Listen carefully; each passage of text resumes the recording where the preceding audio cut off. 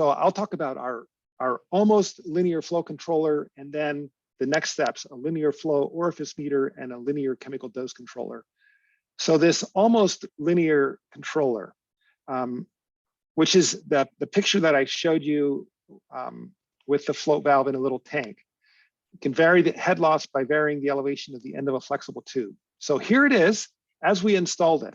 So now we put our little float valve inside a little 1 liter tank. So it's a cute little system. We can put a lid on the top of this and just have a tiny little air vent in the top to make sure that the pressure is atmospheric inside that constant head tank or constant level tank. And then the end of the black tube, we can plug it into a different hole. So there's holes in the side of a pipe. Just drill a set of holes and you just shove the end of the tube into those holes, and the hole that you choose ends up setting the flow rate. Got it? So if I want to increase the flow rate of the chlorine to this plant,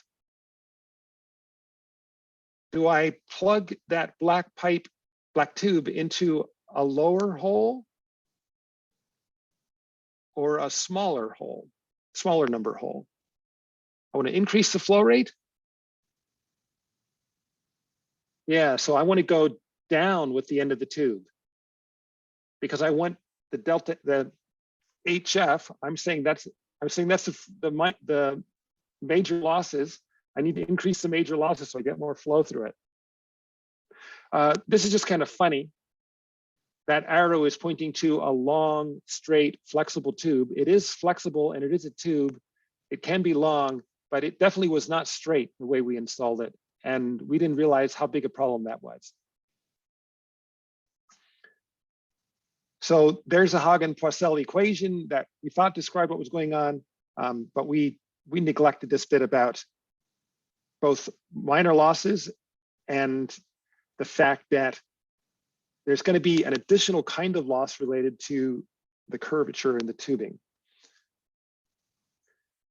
So it wasn't as linear as we had hoped. It ended up being a somewhat nonlinear relationship, but the operators could easily change the flow of chemicals. They knew that if they lowered the tube, they got more. They just didn't necessarily know how much more they got. And a downside of this is if the flow rate through the plant changes, there's no connection to that. If the plant flow rate increases, the chlorine dose just keeps on going at the same flow rate.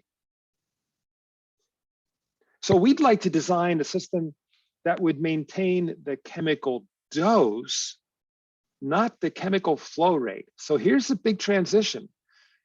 It would be far better if the operator, when they're making a change, they were setting the chemical dose. Like I would like 2 milligrams per liter of chlorine in my water.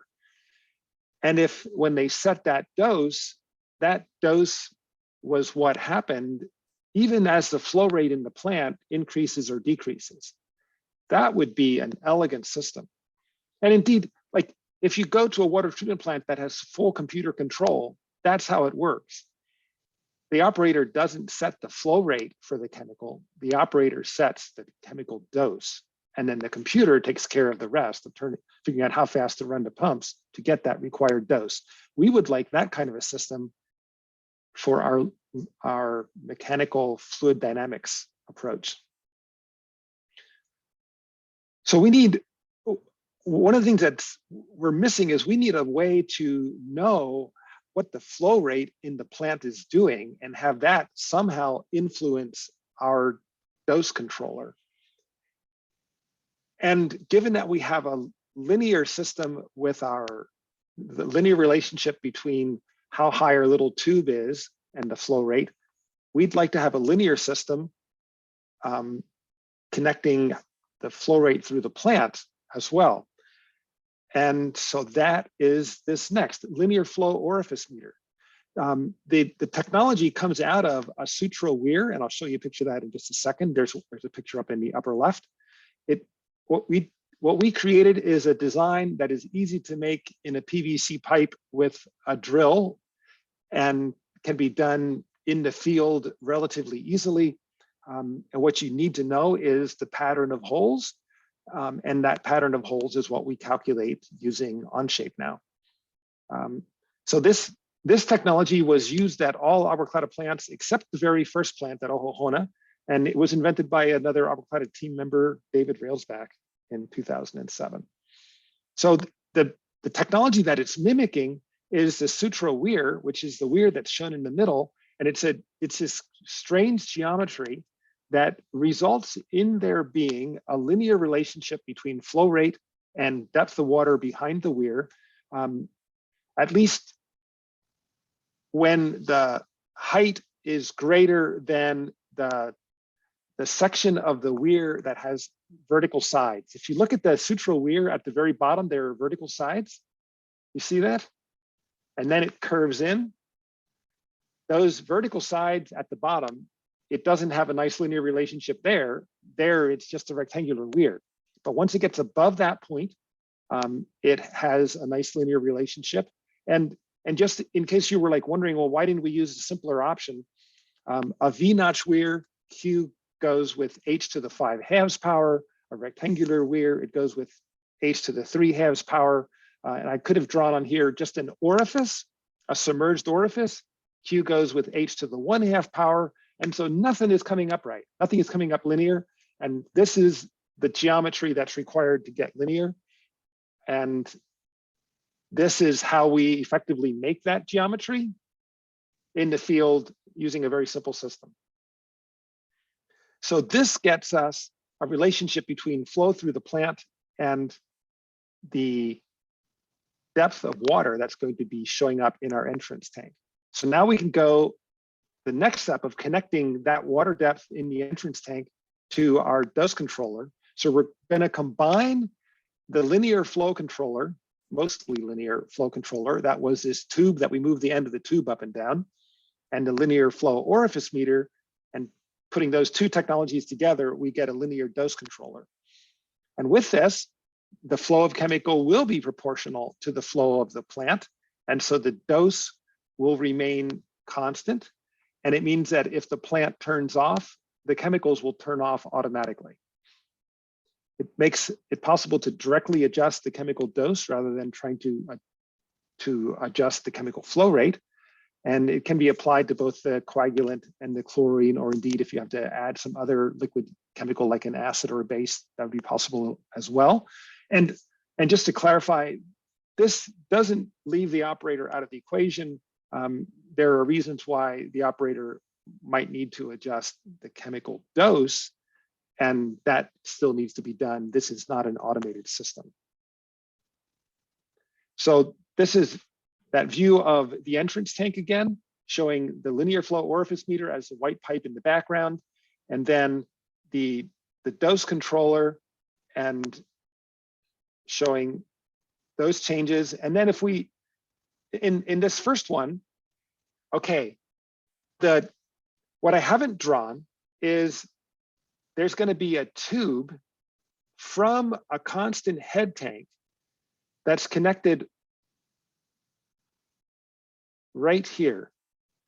This is the connection to the constant head tank. So when we are in this position with, the flow rate off to the plant, the level of chemical in the constant level tank is going to be exactly equal to this level, so that there's no pressure driving the chemical into the dose controller when the flow through the plant is off.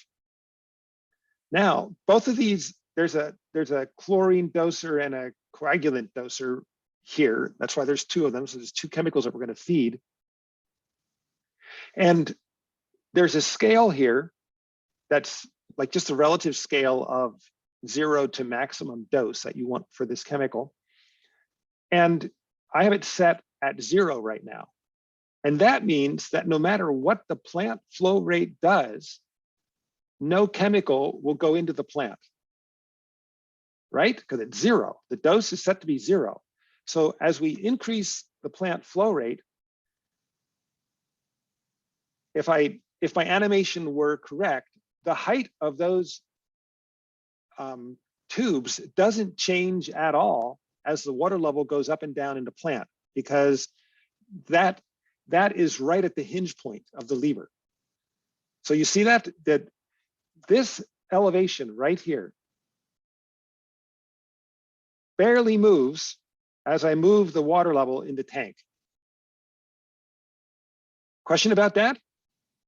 This is my zero chemical if I set the dose to 0.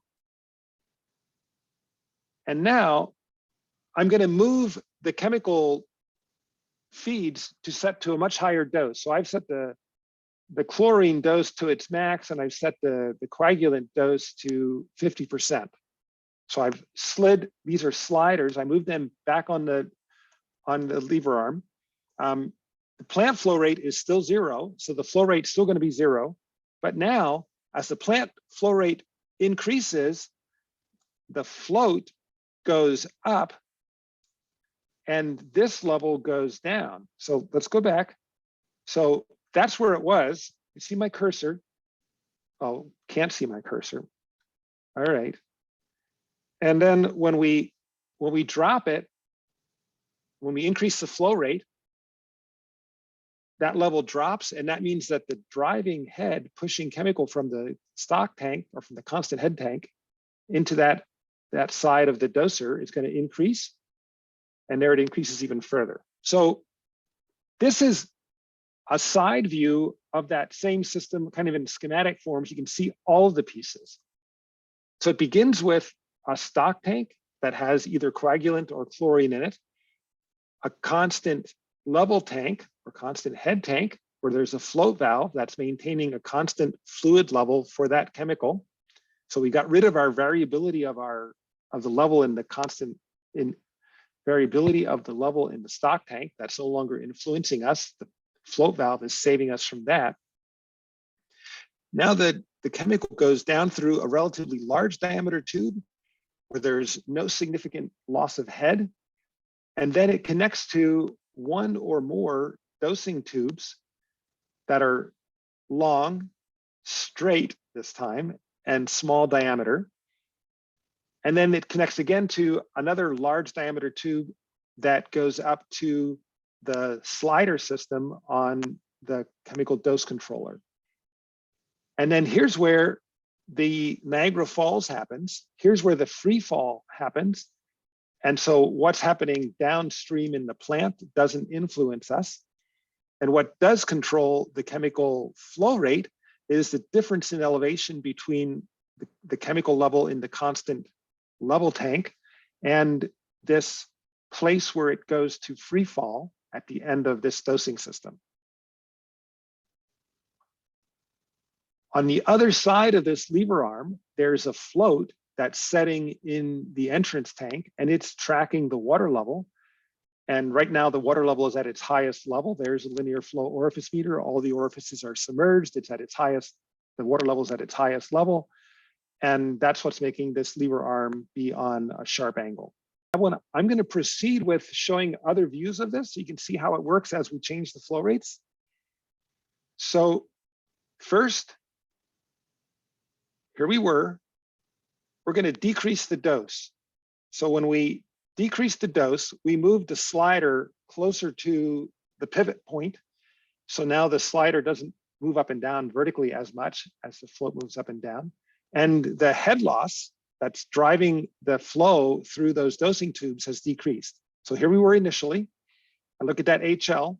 It's decreasing significantly as we move the slider closer to the pivot point.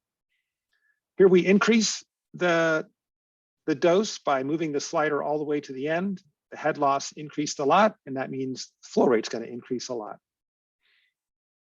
So now we're back to where we were, and now we're going to change the flow rate through the plant. And look at this. I've not changed the slider position. I've just changed the flow rate through the plant. As the flow rate through the plant decreases, goes down on the LFOM, the lever arm becomes closer to horizontal, and the head loss, the head that's driving flow through the chemical feed system, has also decreased. And since all these systems are linear, everything happened proportionally the way it was expected to. And if I go to zero flow in the plant, there's zero head driving the chemical through the system, and the chemical dosing also goes to zero. I can show you a few more pictures. This is what, looking bird's eye view of a plant. In this case, the constant level tanks were little Tupperware containers. So we tried various things, trying to figure out what is actually chlorine resistant and convenient. There's a slider for chlorine and a slider for coagulant. The coagulant is a brown fluid. This is polyaluminum chloride. I think it's contaminated with iron, which is actually lovely. As in really, iron is fine as a coagulant. And so that's absolutely fine. Here's a view showing those constant level tanks. So inside each of these little tanks is a little float valve that's maintaining the chemical level in those tanks as a constant. And you should be like turning on the same criticism that you were using for the red chlorine tank mounted on the stairs inside a distribution tank. You should be like thinking about how could you do this better? Like what's not great about this system?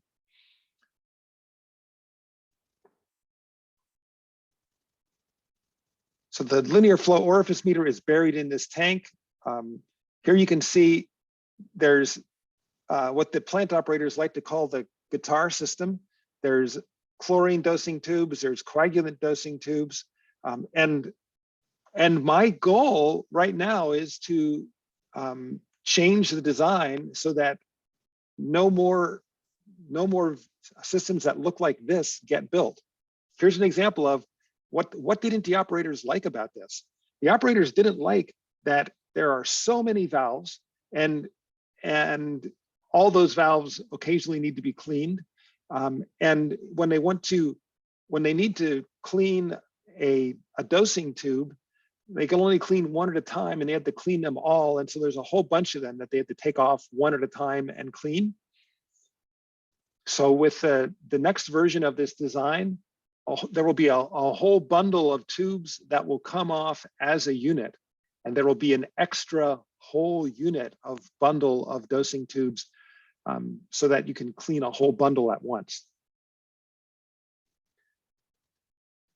Here's another example of hopefully an improvement in design. We had just a couple of these that were built, and I think the Zamorano plant has something that's similar to this, where there's a single box that has 4 little tanks in it, and there's chlorine constant level tanks, 2 chlorine and 2 coagulant. And the reason that there's 2 of each is so that you can take one offline while you work on the other one. And there's so many valves because, and at some point I'll create a labeled version of this that shows what every one of those valves is doing. But you're selecting from stock tanks up on a chem platform, so you have to be able to select which of those you're using. You have to select which of your 2 doser systems you're going to go through, because you're going to have 2 coagulant dosers and 2 chlorine doser tube systems in parallel, so that you can take one offline and clean it. So there's the ability to select between those 2 options. There's a whole lot of this is about redundancy, because having just one system isn't good enough. You have to have redundancy for everything. And the big reason for that is, especially on the chlorine side, the chlorine has its calcium hypochlorite. The calcium loves to interact with the carbon dioxide that's coming in from the atmosphere and precipitate as calcium carbonate. And so in a calcium hypochlorite solution, there is always calcium carbonate that's precipitating, and that's clogging everything up. And so you have to clean that out on a regular basis. And happily, the right chemical for cleaning it out is vinegar. So it's not a real nasty process, but you got to soak everything in vinegar to clean out the calcium carbonate.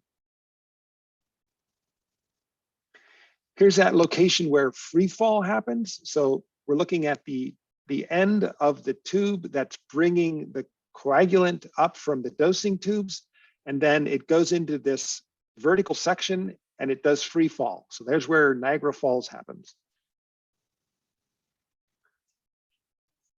Here's another view from an older plant. And here you can see that we didn't have any redundancy.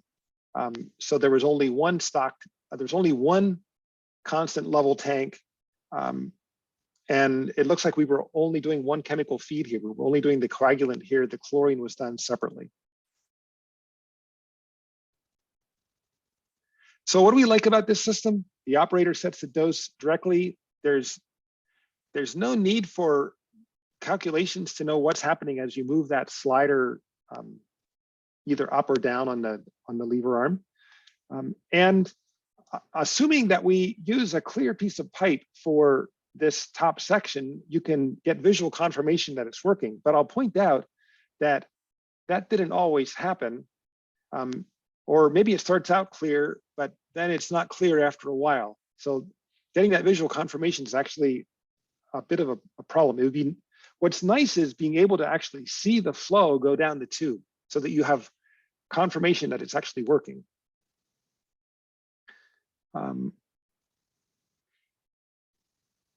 There's another piece of this, and here I am. I'm working in Onshape these days, and I'm making sure that our code is designing things right. And I discovered that we were not being careful enough with the use of our float valves, because the float valve has an orifice in it. And that orifice restricts the flow of the chemical, and that dominates the head loss between the stock tank and the constant head tank. You can get different size orifices by buying different size float valves, but we've just been using this one mini float valve that's made of completely of PVC, so it's friendly with chlorine.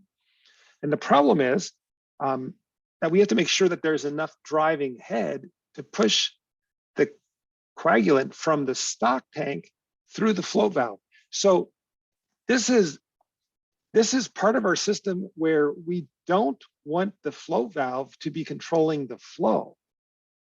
The float valve is setting the fluid level in the constant level tank. So we don't want that orifice to be restricting flow for us. So the question is, what's the minimum head that's going to be available to push the chlorine or the coagulant through that float valve? And you might think, oh, it's the top level of coagulant in the chemical feed tank, and then maybe the level where the orifice is, which is right where the orifice is installed in the constant level tank. But the stock tank is going to empty, and at some point it's going to be down here. And at that point, this is the elevation that's driving the flow through the float valve, and that better be enough, better be more than enough, so that the float valve isn't a restriction. So why don't we just increase that delta H? So we can increase the amount of head that's available by just lifting our chemical feed tanks up higher, by building a taller platform in the plant. So why don't we just do that rather than switching to a bigger float valve? Any ideas?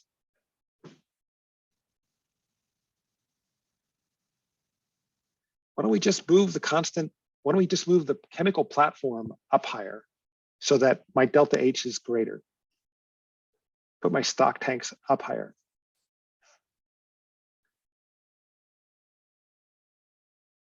So I'm really comparing two economic quantities. Like physics-wise, it's gonna work. But there's the cost of building this chemical platform higher in the air. It requires supports. I have to move it up higher. That's going to require more building materials versus the cost of a different float valve. And I haven't done the math on this, but I don't have to. The float valve is far cheaper than the extra concrete that's going to go into raising the constant, that's going to go into raising the stock tanks. So it's going to be far, far better to switch to a larger float valve rather than moving the stock tanks up higher.